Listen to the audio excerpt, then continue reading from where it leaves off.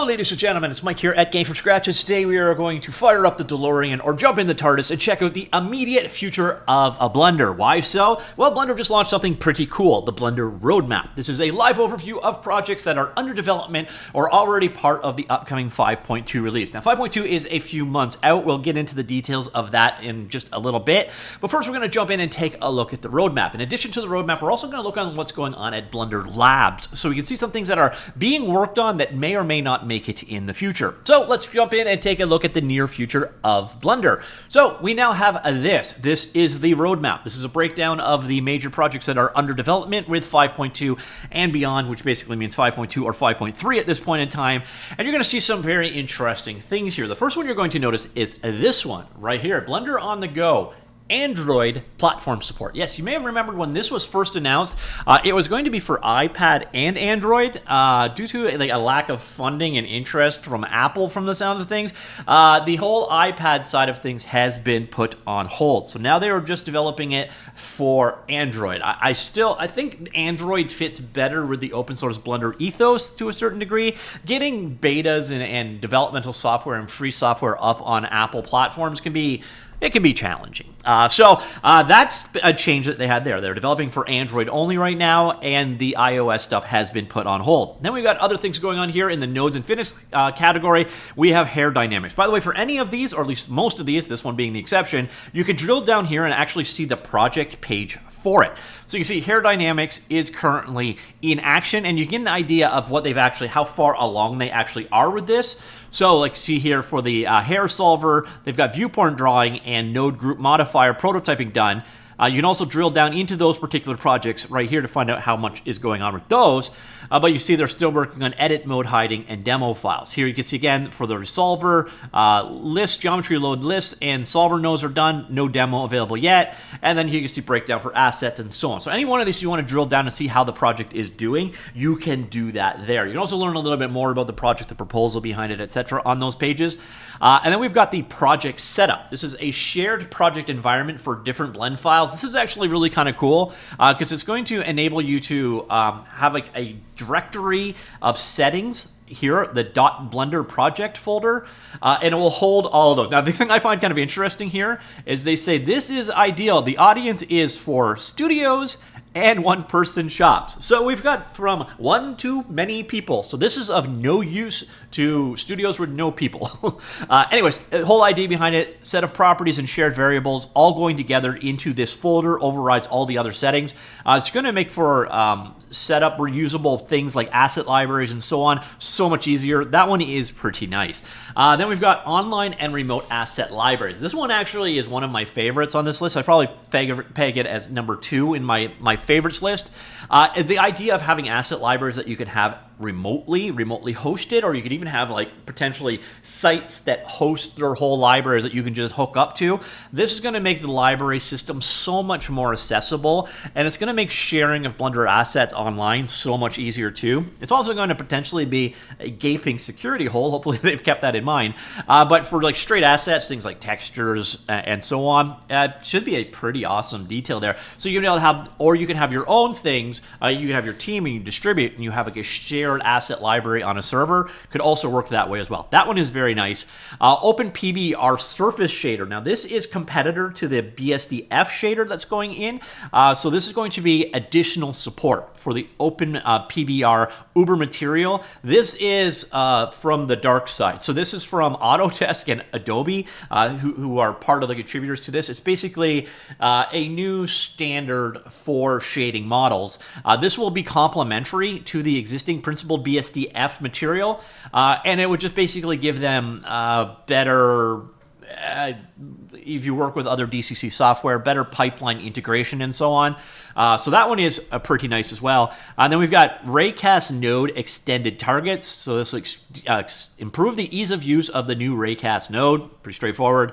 Dynamic override. So a simple and effective way to override property values of any data block, linked or local. This is a very technical level change. So there's, again, it's pretty invasive into the number of areas of Blender that this would affect. So if you want to jump in, this is definitely one to read. You're also going to see that there's a lot missing in terms of stages here. So this one seems pretty early on and pretty invasive. It's gonna a building block level change to the way Blender works. I/O, so collection import, so bring back lib linking closer to importing data from other formats, plus allow more flexibility in the loading process. Textured brushes, so update grease pencil materials to increase the quality and performance of textured brushes. Another grease pencil improvement is in a new bucket fill algorithm. So this is going to fix the existing limitations of the fill algorithm they have now. Then we got some VR things, location settings, so supporting block camera vantage points while immersed in virtual reality. Ripple editing, so expand the ripple editing tools in the video sequencer. This is weird because I actually thought they already did this one, so it may already be in place. I'm not sure if it just got bumped a version. Then we got compositor modifier, so implement a compositor modifier in the video sequencer. And then we've got this one. This is probably my favorite. If we look at things, this is Loop Tools. Loop Tools is one of the most popular modeling add-ons out there. Adds all kinds of functionality to the modelers, specifically dealing with edge loops. And you're going to see they are moving a bunch of these into C++ and internally. So circle, space, relax, flatten, curve, and G-stretch, they're bringing them all in. So here you're going to see, so if you want to make a selection of loops, so again, circular in shape, that's what toCircle would do, for example. And you can see the status. So this one appears to be very close. So it's ported to C++ and renamed, ported. You're going to just find here, they've still got to port this, the toCurve and G-stretch over. But otherwise, Loop Tools is going to become integrated, and even better, it's going to be implemented with C++, which theoretically should also make it perform better. So this one is my favorite, just because Loop Tools has been like almost an essential plugin since the very beginning. Cool to see that it's being brought internally. Tracy frame profile support. So this is for profiling of the code base. Most people, unless you're doing development on Blender itself, you're not going to care. But if you are a Blender developer, you're going to get easier profiling data, etc. if that is implemented. And then we have texture layers, painting, and baking. So improved materials and texture authoring with a high-level user interface for painting, layered procedural effects, and baking. You can see a preview of what they're looking at there. This one could be really cool. It's going to basically be an interface over the underlying node-based system for textures anyways, but it's going to give you, again, a much more, if you're like used to like Substance Designer and modern painting tools that way, it's going to give you much nicer access to the way that layers are represented in painting. Media management, so the video sequence editor features to organize media being used or yet to be used. And then layered actions. This one's interesting because this one is going to be one of the major features for the animation change. And interestingly enough, it is on hold. So that's a little bit of bad news to end this one with. And then we got a couple of other upcoming projects. So this is not yet started.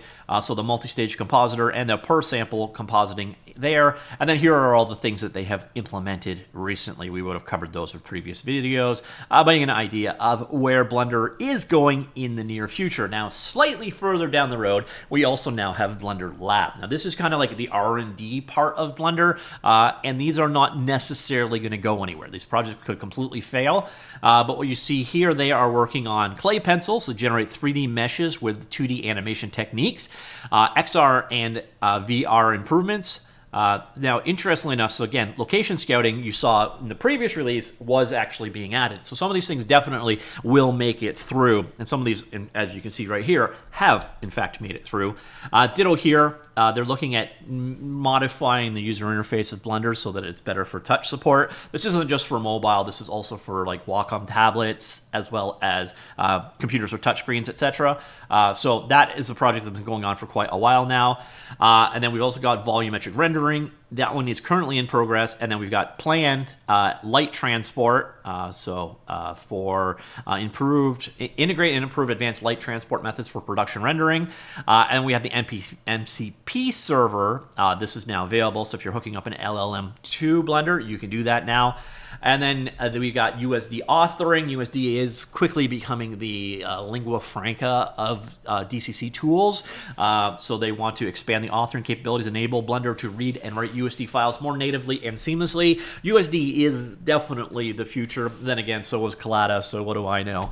But this does require funding and stakeholders. So this is something they want to do, but it's just not there yet. So that is what they're potentially also working on with Blender Labs.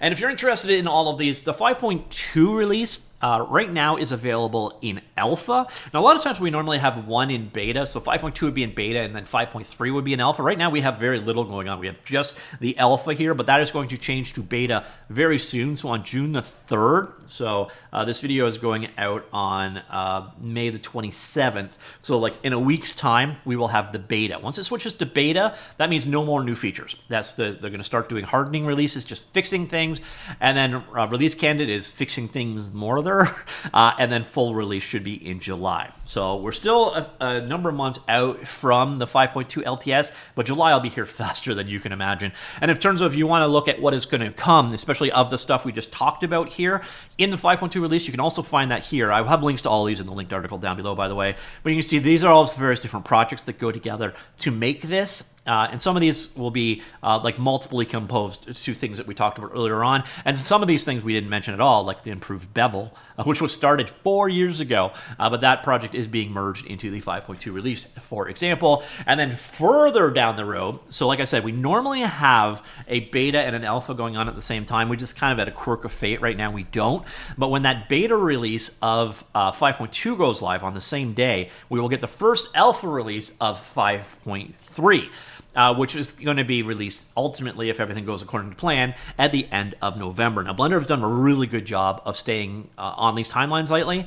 You see an idea of what kind of stuff they're going to be looking at there. So this is the early stuff there right now. So library changes, that might be the remote stuff that we talked about earlier on. I'm not 100% certain, but you can idea. And once again, all of these you can drill into and learn more about. So again, the library change, for example, you want to jump in, you can find out more details of it. You're going to find a lot of times, though, the stuff that's 5.3 is just a little bit more vague. It's further down the road, etc. But that is what we are looking at and the timelines for these particular releases. If you wanted more details about 5.2, there are official release notes available for it. It's still in alpha very early on, and you're going to find a lot of times you're going to go into these and find almost nothing.